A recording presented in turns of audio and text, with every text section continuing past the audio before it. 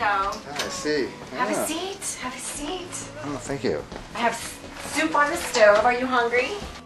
Ah, smells good. Yeah, sure. What about some coffee? Would you like some coffee? Yeah, great. Okay. Do you take cream? Yep. How's your mom doing? She's on dialysis. It's been really hard on her. She suffers from dizzy spells and nausea. I don't know how she does it. You know, she told me something the other day that was quite profound. It was a simple comment that carried wisdom as deep as the ocean.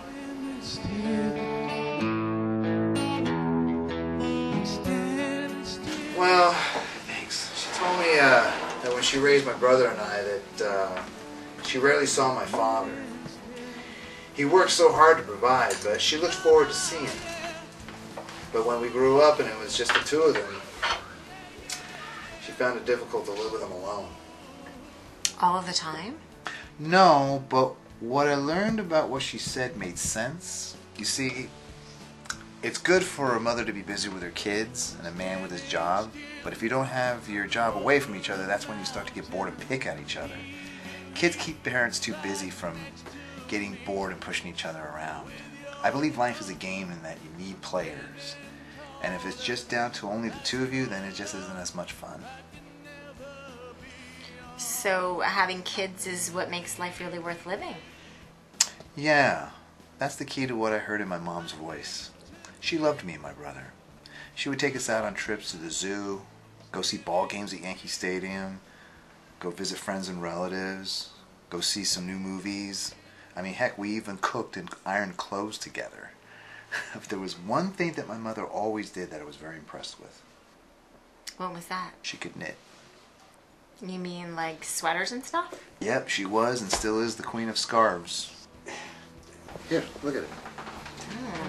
It's beautiful. Yeah.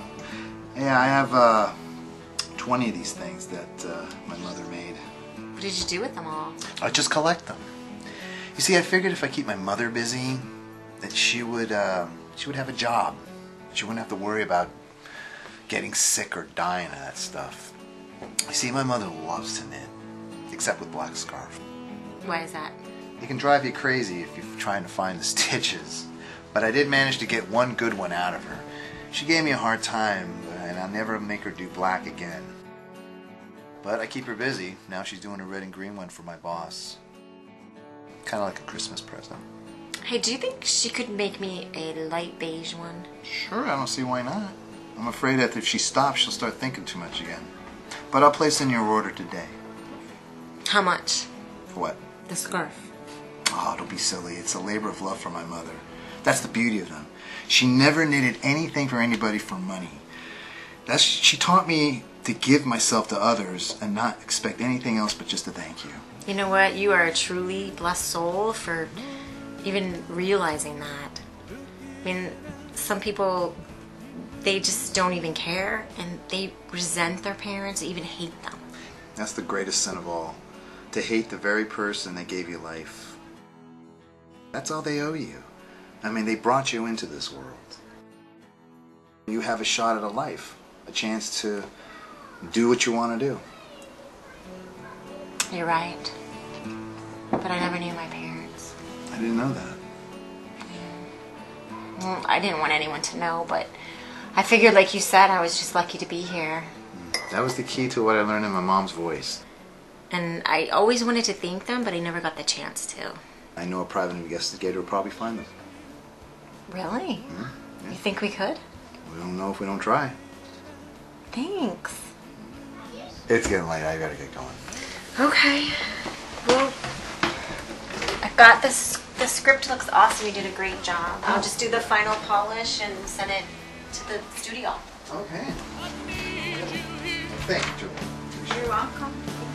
We should do this again. Right next to me.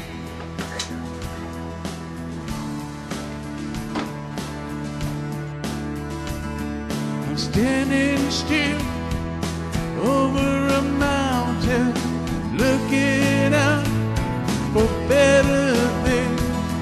I need you here.